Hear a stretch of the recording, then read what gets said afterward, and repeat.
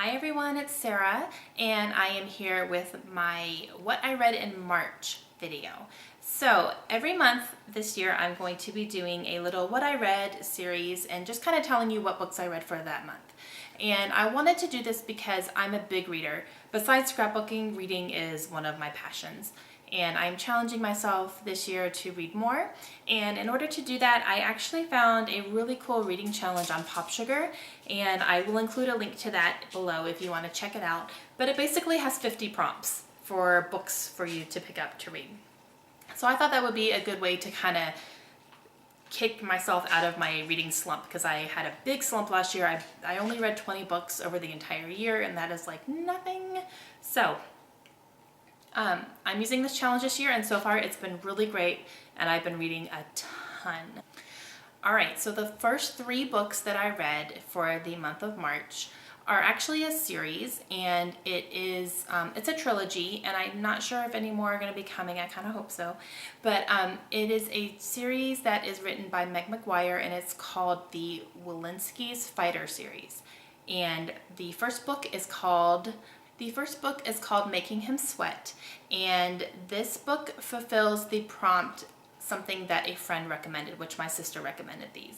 Now, these are very adult books, which means that there are graphic sex scenes in them, but the overall stories were really, really good. The basic premise of it is, in this first book, there is a fighter school, so it's a fighting academy, kind of UFC type. It's not really boxing, it's not like martial arts, it's kind of, both a little bit. So it follows more of the MMA.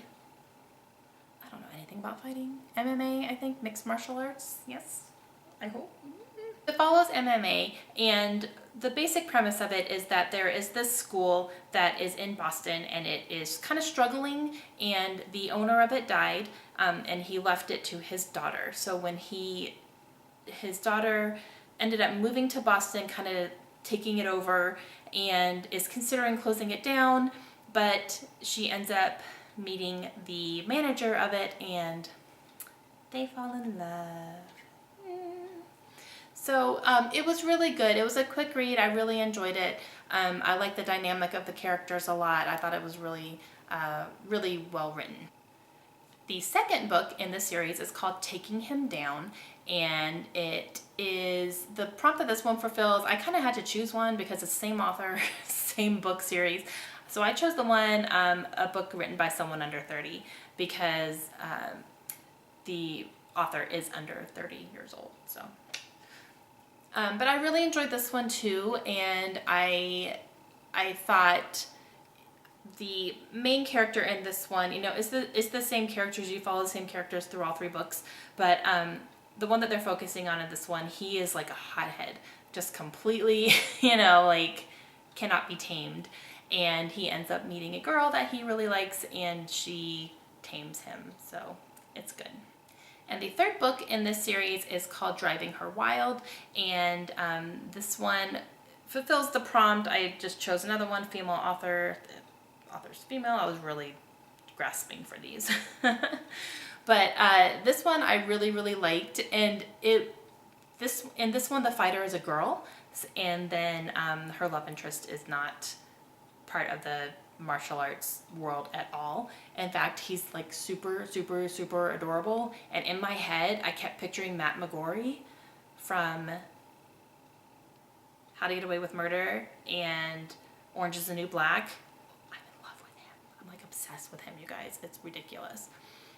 But he's the one that was in my head for the main character, for the guy, for some reason. I don't know why. It would not get out of my head, and I was not mad at it. I love him. So that series was really great. I really enjoyed it. I hope that she ends up writing more, so I'm going to keep my eye out for that. The fourth book that I read in the month of March is called The Immortal Who Loved Me, and it's written by Lindsay Sands. And this one is a series. It's a vampire series that is my favorite vampire series of all time. I love this series. Every time there's a new book that comes out, I am pre-ordering it. It is going to show up on my Kindle on release day. Done.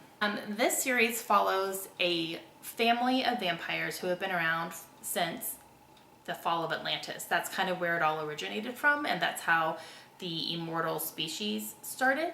So that part of it I thought was really, really, really interesting. And they go into some details about it in almost every book. And the reason they do that is because every time that an immortal meets what are called their life mates, that is like the one person that is chosen for them by the earth, the gods, the earth, out of their control, who is perfect for them. And it's kind of just something you can't fight. It's going to happen. And this one is also has some very adult content. It's not super violent, but there are some very strong sexual scenes in them. And the reason for that is because the whole life mate thing is supposed to be, you have this mind-blowing sexual, like you cannot control yourselves sexual experiences. They're good. They're good. So this one was actually number 21 in the series, and I was very excited that it came out. It actually just came out this year. So I'm pretty positive she's writing more, and I'm very excited. I will read every single one, no problem. I absolutely love them. I do not get tired of them. I would read them all over again, 100%, no problem. And the prompt that one fulfills is I wrote it down for set in a different country because this family lives in Canada, so all of the books are set in Canada. And the fifth book that I read for the month of March is actually a book of short stories, and it's called The Last Girlfriend on Earth and Other Love Stories, and that is written by Simon Rich. And he is a writer for SNL, and so he's a comedy writer. And these short stories were so funny. There were a couple that I was just like, but they're short stories, so they're over really quickly anyway. But there was one in particular that I remember reading, and I was like, I could picture it being acted out on the Saturday Night Live stage, like no problem. It was so funny. He's a really good writer. It's really witty, and I went through it really quickly because they're all short stories. So it was a quick read. I really, really liked it. I really enjoyed it. Yeah, it was funny. Okay, and that is what I read for the month of March. If you guys have any questions at all, please let me know, and I will try to answer them as best I can. And if you guys have any book recommendations for me, or any one on YouTube that talks about books as well that you enjoy watching, let me know so I can check them out as well. Okay, hope you guys have a great day, and I'll see you soon. Bye!